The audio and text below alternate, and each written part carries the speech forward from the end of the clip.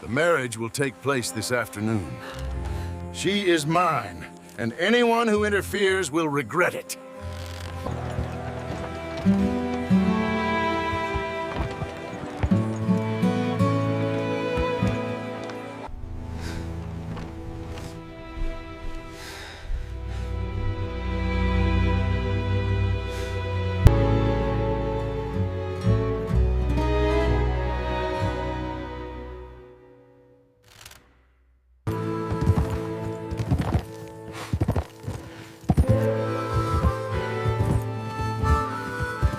If we optimize the grazing rotation here, we can increase the yield by 15%. That makes sense. We'll implement that by next quarter.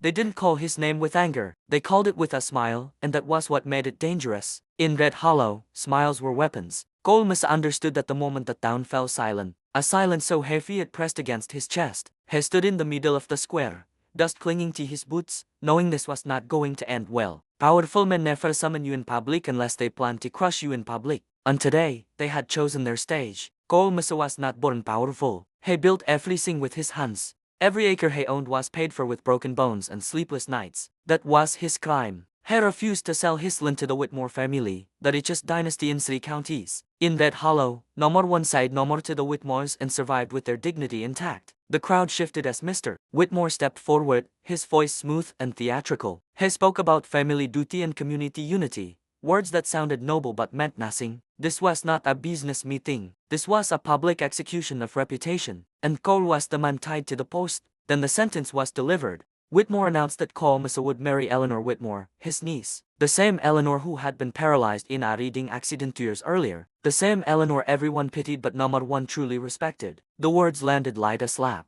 A forced marriage disguised as generosity. They weren't giving Cole a wife. They were giving him a lifelong burden, knowing the town would never let him forget it. The murmurs began instantly. He saw it in their eyes. Sympathy mixed with mockery. In this town, a man was measured by strength, independence, dominance. Debate tied to a paralyzed woman against his will was seen as social death. The Whitmores understood this perfectly. They were attacking his standing. They were turning him into a joke that would last for decades. Cole felt heat rise in his chest. His hands tightened into fists. He could refuse, but refusing meant losing everything. The Whitmores controlled the banks, the buyers, the suppliers. A man who crossed them didn't starve loudly. He starved quietly. As the crowd parted, he saw her. Eleanor sat in a wheelchair, half hidden. Her posture was straight, but her eyes were lowered. She didn't look like a weapon. She looked like someone waiting for another blow. Her face carried no more anger, only a familiar exhaustion. In that moment, something shifted inside Cole. This was not only his punishment, it was hers. They were using her body as a tool, turning her disabilities into a weapon to humiliate them both. That night,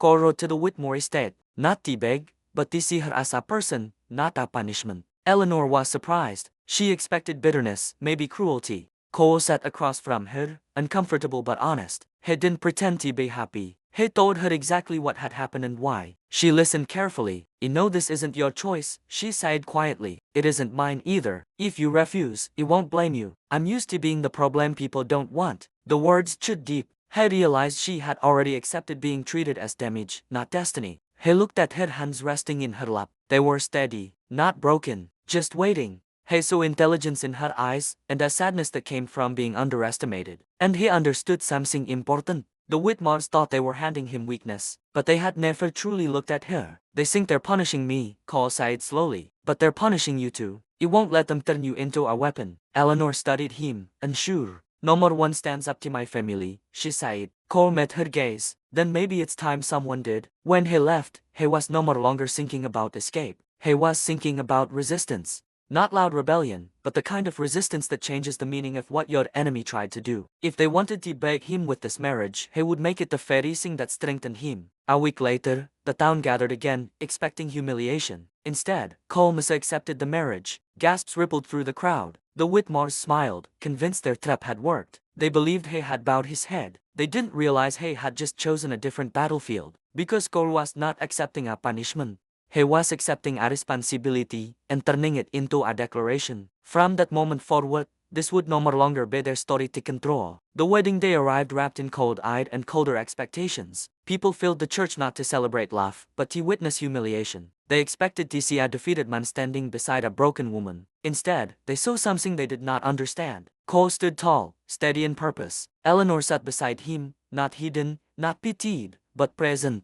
From the first moment, it was clear this was not a spectacle of shame. It was the beginning of something new. Life on the ranch tested them immediately. Nothing had been built for wheels instead of boots. Narrow doorways, uneven floors, high thresholds. Cole didn't treat this as a burden. He treated it as a problem to solve. He tore out door frames, built ramps, and widened halls with the same seriousness he gave to broken fences. Each change was practical, but it carried a deeper message. This is your home, not a temporary shelter. Eleanor watched him with a mixture of gratitude and disbelief. She had grown used to people helping her loudly and clumsily. Cole helped her quietly and consistently. He never spoke about sacrifice. He never made her feel like a task. He asked her opinion on every change. For the first time since her accident, she felt consulted instead of managed. Respect rebuilt something inside her that injury had not touched. Neighbors began to notice. They expected to see strain on Cole's face, resentment in his voice. Instead, they saw calm focus.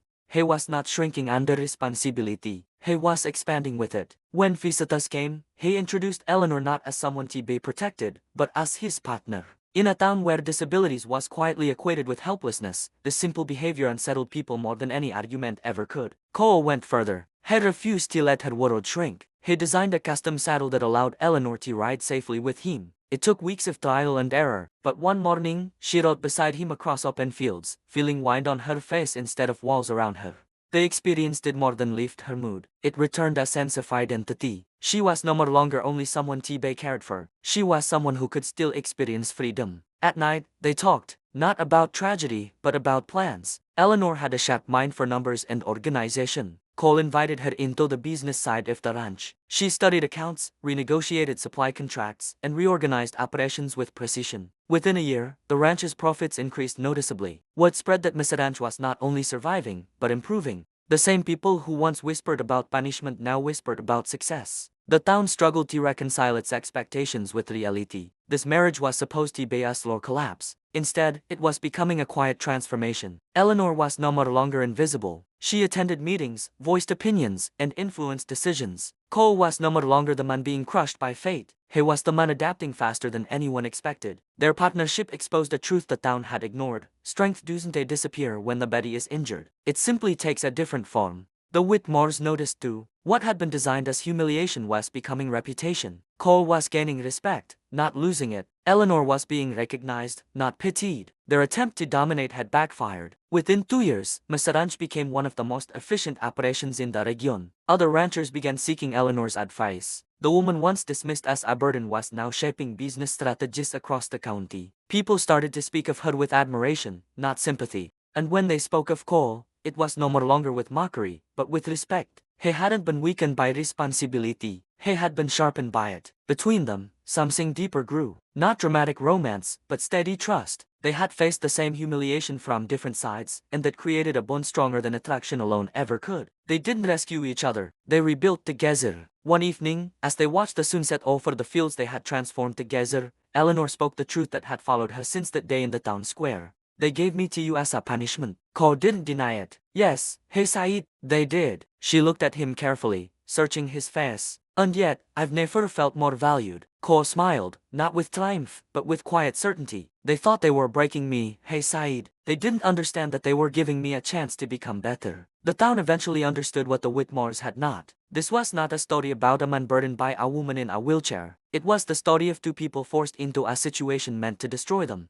who instead used it to build something stronger than what existed before. The so-called punishment became a partnership that reshaped both their lives. And the greatest irony of all remained clear to anyone who watched closely. The woman they tried to use as a weapon became the reason for their failure. The man they tried to humble became the example of dignity. Together, they proved that real power doesn't lie in control or cruelty. It lies in the ability to transform what was meant to harm you into the very foundation of your rise. Thank you for watching. If you enjoyed this story, don't forget to like, subscribe, and hit that notification bell for more. See you in the next one.